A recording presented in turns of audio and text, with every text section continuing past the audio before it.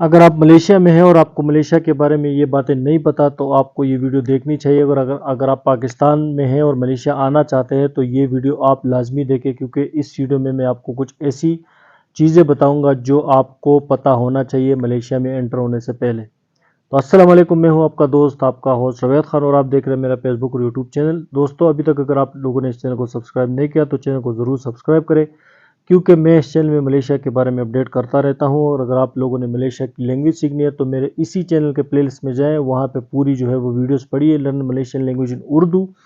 आप वो वीडियोस देख के बासानी जो है मलेशिया लैंग्वेज सीख सकते हैं। तो चलिए शुरू करते हैं वीडियो को। दोस्तों, अगर आप मलेशिया में हैं और आप मलेशिया में रहना चाहते हैं तो आपको कुछ चीज़ें जो है वो अवॉइड करनी पड़ेगी, ठीक है।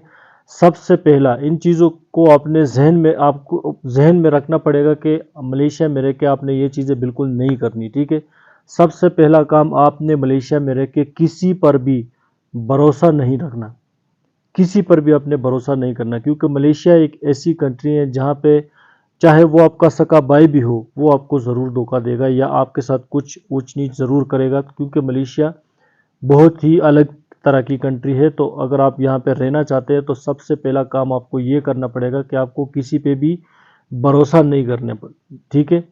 दूसरे नंबर पे, अगर आपका दोस्त काम पे लगवाता है या आपके जो है वो जितने भी रिश्तेदार है या दोस्त है या जानने वाला है, कोई भी हो, अगर आपको किसी भी कंपनी में काम पे लगाना चाहते हैं या काम पे लगा रहे हैं तो सबसे पहले आपने उस कंपनी की जांच पड़ताल करनी है, ठीक है। उसकी सैलरी मिलती है नहीं मिलती है, आप काम पे लगो, एक दो महीने काम करो, आपको सैलरी ना मिले तो फिर सबसे पहले आपने जानकारी लेनी है उस कंपनी के बारे में, जहाँ पे लोग काम करते हैं उसी कंपनी, उससे पूछताछ करनी है कि भाई कंपनी कैसी है, सैलरी मिलती है टाइम पे नहीं मिलती है।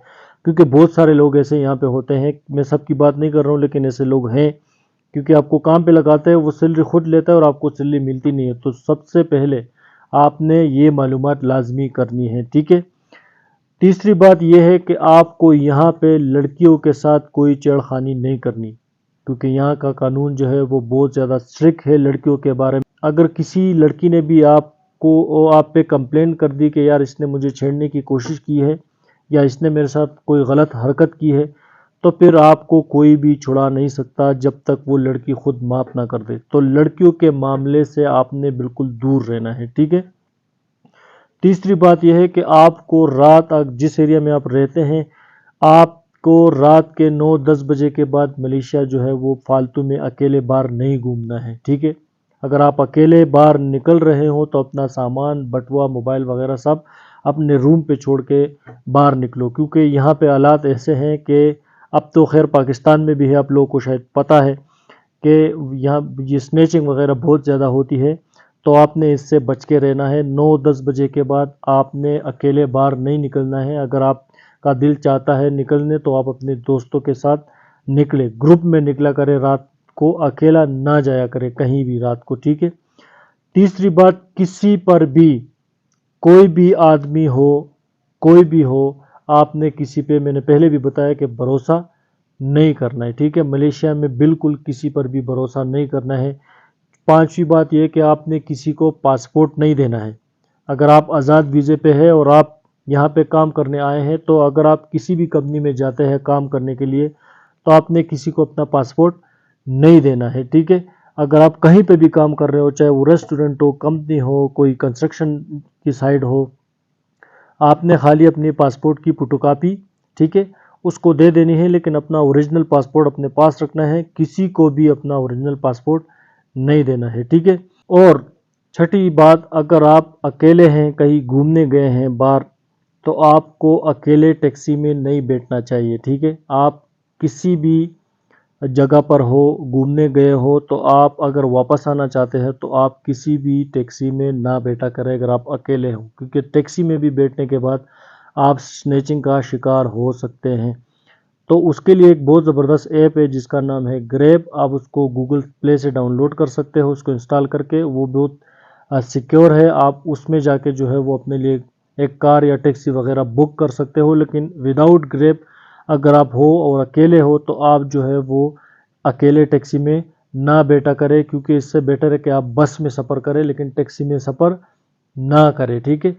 بہت سارے دوست میرے خود کے دوست تھے جس کے ساتھ یہ واقعہ ہوا ہے، اور میں آپ کو یہ میں نے سنا ہے خود، اس لیے میں آپ کو بتا رہا ہوں کہ اگر آپ ملیشیا میں ہیں تو ٹیکسی میں اکیلے سفر نہ کریں، ٹھیک ہے؟ خاص کر کے کوالالمپور کے ایریا میں اگر آپ اکیلے ہیں تو آپ ٹیکسی میں سفر نہ کریں، اوائڈ کریں ٹیکسی کو، اور بس میں سفر جو ہے وہ کرے، وہ آپ کے لیے بہتر ہے، ٹھیک ہے؟ اور اگر آپ کسی بھی اے ٹی ایم سے اکیلے ہو اور آپ کسی اے ٹی ایم سے پیسے نکال رہے ہوں تو آپ کو وہاں پہ بھی دھیان رکھنا پڑے گا، کیونکہ اگر آپ کوالالمپور کے ایریا میں ہو یا کسی بھی ایریا میں ہو اور آپ کسی بھی اے ٹی ایم میں جا کے پیسے نکالتے ہو تو آپ کو وہاں پہ دھیان رکھنا پڑے گا کہ آپ نے جتنے بھی پیسے نکالے، تو جب آپ اے ٹی ایم سے نکلیں گے تو آپ پہ کوئی نہ کوئی نظر لازمی رکھ رہا ہوگا کہ بندہ اے ٹی ایم گیا اور پیسے نکالے ہیں، تو وہ آپ کا پیچھا کرے گا، اور جیسے اس کو موقع ملے گا اور آپ سے، جس طرح پاکستان میں ہے آج کل، وہ آپ سے پیسے، جتنے بھی پیسے ہوں گے موبائل سمیت، وہ چھین لے گا۔ تو سنیچنگ سے بالکل ملیشیا میں بچے، کیونکہ یہاں پہ حالات جو ہے وہ آپ لوگوں کو پتہ چل جائے گا۔ خیر، جو میں نے سنا ہے اور جو میں نے دیکھا ہے اپنی آنکھوں سے، جو میرے ساتھ ہوا ہے، جو میرے دوستوں کے ساتھ ہوئے، وہ میں چاہتا ہوں کہ آپ دوستوں کے ساتھ شیئر کروں تاکہ آپ ملیشیا میں رہ کے یہ غلطیاں نہ کریں۔ تو امید کرتا ہوں ویڈیو آپ کو اچھی لگی، جو مجھے پتا تھا میں نے آپ کو بتایا، باقی آپ اپنی مرضی ہے، جو ہر انسان کا اپنا ذہن ہوتا ہے اور جو ہے وہ اپنا رویہ ہوتا ہے، تو اس میں کچھ کر نہیں سکتا۔ جو میرے نالج میں تھا وہ میں نے آپ لوگوں کو بتایا۔ ابھی تک اگر آپ لوگوں نے اس چینل کو سبسکرائب نہیں کیا، چینل کو ضرور سبسکرائب کریں۔ ویڈیو اچھی لگے تو ویڈیو کو ضرور لائک کیجیے۔ شکریہ۔